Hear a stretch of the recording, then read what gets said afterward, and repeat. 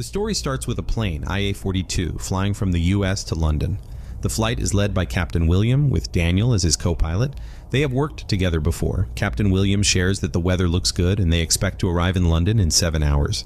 Everything seems fine until suddenly the plane hits turbulence and all the electronic devices stop working properly. Captain William tries to get help from air traffic control, who tell him there's nothing wrong with the plane and the weather ahead is clear. This news comforts the captain, but soon he spots a huge storm ahead, which is a surprise because they were told the weather would be fine. When he tries to contact air traffic control again, there's no response. With the storm close and no way to avoid it, they have no choice but to go through it. The announcement was made to the passengers to fasten their seatbelts and sit carefully. Then, Captain William and co-pilot Daniel managed to navigate the plane through the storm. Inside the storm, conditions worsen and the passengers become frightened and scream. However, they manage to escape the storm and stabilize the plane. To their astonishment, they find that the sky is now completely dark and it is nighttime, but just some minutes ago, it was still daytime. All communication signals are lost, and they can't contact anyone except for the radar, which showed if any planes are flying nearby. This situation feels very odd to both pilots, but they hope it's just a technical issue that will soon be resolved by the control room. They continue flying, but after 30 minutes there's still no signal from the control room, and their radar doesn't show any other planes nearby. This is very unusual because usually many flights are operating worldwide at any given time. Captain William starts to feel that something strange is happening. After exiting the storm, Captain William decides to fly the plane lower to understand what's happening on the ground. Following this plan, he and co-pilot Daniel descend. At a lower altitude, their radar detects many aircraft, which initially pleases William. However, Daniel notices that these aren't ordinary planes. Looking down, they see numerous fighter jets bombing a city, indicating there is a war going on below. This sight terrifies the passengers. Crew members try to reassure everyone, telling them that they're safe and in control of the situation. Despite their efforts to calm the passengers, the pilots are just as frightened by the unfolding events. As they try to make sense of the situation, some of the fighter planes spot them and start to pursue. Realizing the potential danger, the pilots quickly rely on their radar to navigate the plane back to a higher altitude to avoid any possible attacks. Now safe for the moment, the passengers inside the plane are completely terrified and demand to know the truth from the flight crew. The crew member, however, asks for patience as they themselves are unclear about the situation. Captain William is frantically trying to establish contact with the control room, but fails every time. Neither pilot knows their current location. Captain William insists they need to descend again to figure out where they are, despite co-pilot Daniel's reluctance, due to the dangerous scenario they witnessed below. William argues they don't have enough fuel to keep flying indefinitely and will run out in a few hours. Daniel, understanding the gravity of the situation, agrees. Meanwhile, two passengers, Dale and Bennett, who are historians, deduce what's happening based on their observations and decide it's crucial to share their insights with the captain. The flight crew doesn't allow Dale and Bennett to enter the cockpit, so they shout from the door explaining their theory to the captain. They say the fighter planes seen below were from an era that ended in 1945, specifically those used by Nazi forces during World War II. This revelation angers Captain William, who instructs the crew member to send them back. Despite this, Dale and Bennett insist they have somehow time-traveled to the year 1940, witnessing events from World War II.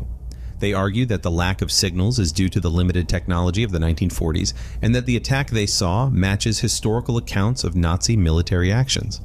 Captain William is skeptical and tells them to return to their seats, instructing them not to spread their theory among other passengers. With the plane's fuel depleting, the pilots decide to descend again.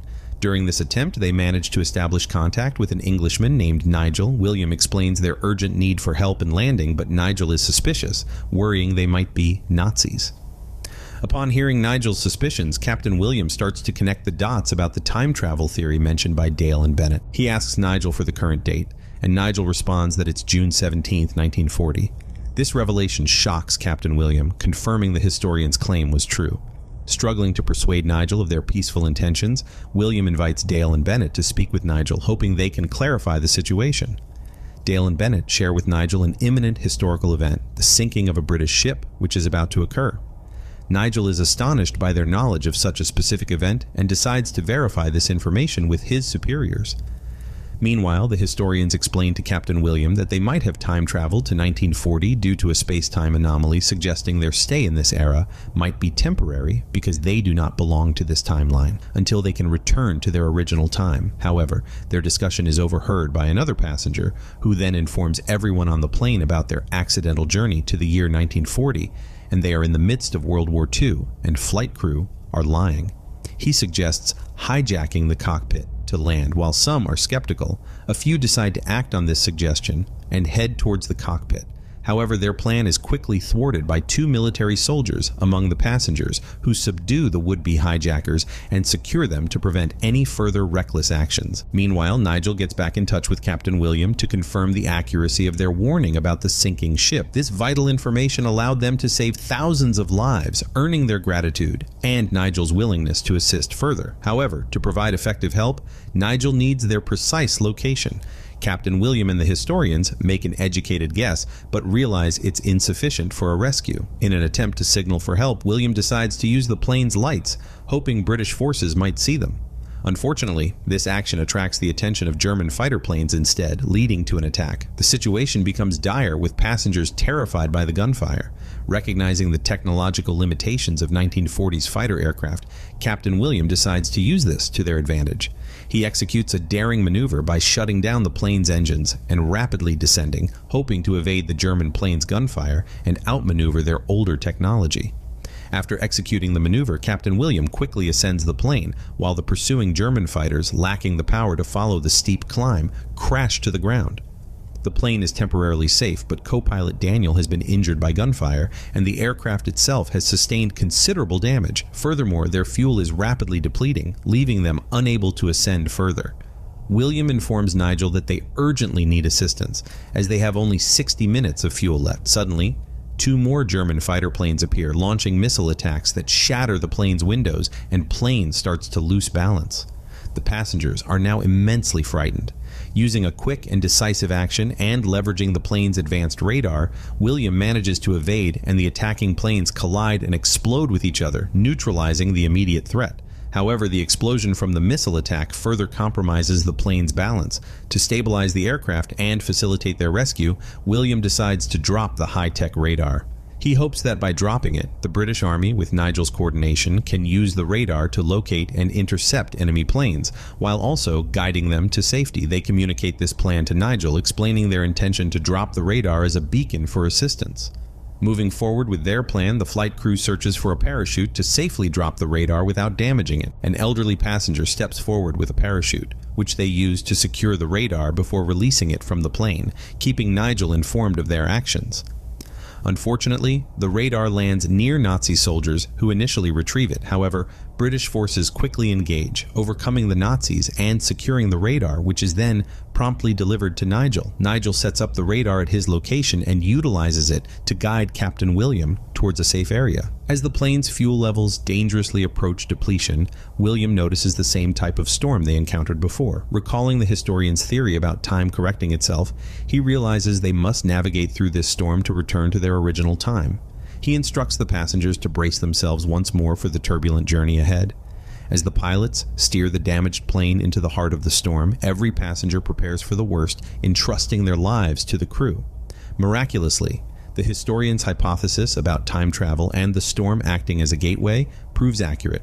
The plane successfully returns to the present time, and the pilots make contact with air traffic control to land in Berlin. After a harrowing 6 hours that tested their limits, the crew and passengers can finally relax, knowing they're safe. As they begin to leave the plane, Captain William leaves the cockpit and notices that all the passengers have already left, except for the old man who provided the parachute for the radar. This man is found writing a book titled The Radar System That Saved Europe. It's then revealed that this very radar system played a crucial role in defeating the German army back in 1940, and this old man is same Nigel, who played a key role in that historical moment. The old Nigel already knew this flight would time travel, so he brought the parachute on the flight.